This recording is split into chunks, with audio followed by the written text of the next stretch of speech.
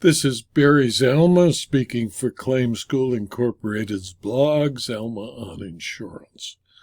Today we're going to speak about why there should never be coverage for an anti-kickback settlement between an insured and the United States government, and why a director's and officer's policies professional services exclusion deprived its insured of any rights under the policy.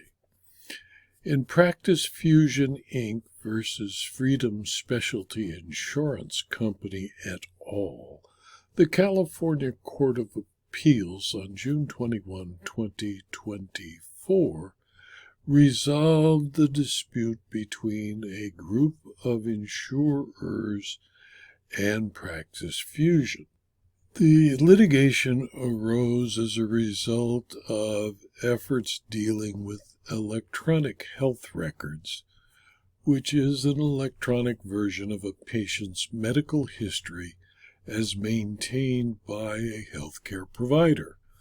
The California Court of Appeals was asked to resolve a dispute over the applicability of professional services coverage exclusions in directors' and officers' liability insurance policies. The policies were issued to Practice Fusion, Inc., a company that develops and licenses electronic health record software for use by healthcare providers, and was insured by a tower of insurance companies. Following investigation by the United States Department of Justice, Practice Fusion entered into a civil settlement with the United States that resolved two distinct sets of claims that alleged that Practice Fusion violated the federal anti-kickback statute. Further, although the alerts appeared to healthcare providers as unbiased medical information, in some instances they were designed to encourage healthcare providers to prescribe a specific product or class of products to the benefit of the sponsoring pharmaceutical company. Practice Fusion sought insurance coverage for the civil settlement under its directors' and officers' liability insurance policies. The insurers denied coverage on the ground that the policy's professional services exclusions applied to the losses. Practice Fusion then sued the insurers for breach of contract. The trial court granted the insurer's motion for summary adjudication because the claims arose from Practice Fusion providing professional services to the pharmaceutical companies, and its claims was barred by the professional services exclusion in the policies.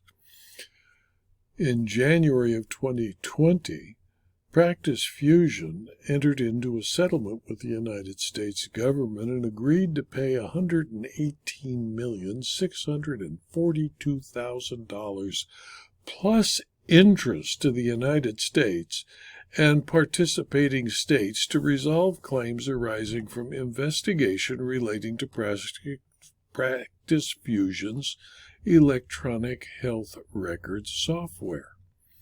Several insurers relevant to the CDS claims insured Practice Fusion under primary excess directors and officers liability insurance policies and various policies in excess of the primary, up to a total of $50 million in coverage, or a little less than half of the agreed settlement. All policies contained an exclusion that applies to all insureds and barred coverage for loss in connection with any claim made against any insured alleging, arising out of, based upon, or attributable to an insured's performance of or failure to perform professional services for others, or any acts, errors, and omissions relating thereto. At issue in the case were exclusions that apply to losses connected to claims arising from professional services for others. The loss claimed by Practice Fusion as a result of its settlement with the United States as to the CDS alerts falls within the provision in the Practice Fusion's D&O policies, exclusions of coverage for claims arising out of, based upon, or attributable to an insured's performance of professional services for others or any acts, errors, or omissions related thereto.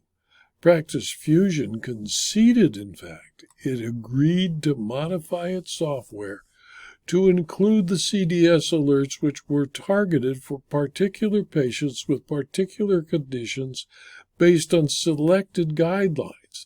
The contracts between Practice Fusion and the pharmaceutical companies were premised upon Practice Fusion's providing the companies with professional services. The Court of Appeals concluded that the CDS claims which Practice Fusion settled are claims that need and meet the terms of the exclusion. Accordingly, the loss connected to the settlement of the DOJ's claims regarding the CDS alerts was barred by the professional services exclusion. The contracts included a major objective for Practice Fusion to provide the companies with services by deploying CDS alerts in its software and by arranging for or recommending the health care providers prescribe their products. In my opinion, health insurance fraud, especially against government entities who purport to provide some kind of insurance provisions and practices like Medicare and Medicaid. If you read Zalma's insurance fraud letter, you will see dozens of convictions for fraud on governmental health care programs and multiple civil settlements like that reached with Practice Fusion. It would be ridiculous to allow a person or entity to insure for its fraudulent conduct and payment to avoid criminal prosecution. To do so would avoid the purpose of the kickback statutes and the crime that Practice Fusion avoided by agreeing to pay the government and eliminate the fact that the D&O insurance was designed to protect only against fortuitous losses, not intentional criminal conduct. This video was adapted from my blog, Zalma on Insurance, which is available free to anyone who clicks on the URL zalma.com/blog. If you do, you'll receive notice of every blog posting, usually 5 or 6 a week, and access to the more than 4,800 blog postings. You can also subscribe for free to the videos on rumble.com and youtube.com. And if you do, I'd appreciate if you would click on the like button on YouTube and the thumbs up button on rumble.com. And if you're interested in further detail about insurance, insurance claims, insurance law, and insurance fraud, please consider, for a very small fee, subscribing to my Substack publication. Thank you for your attention.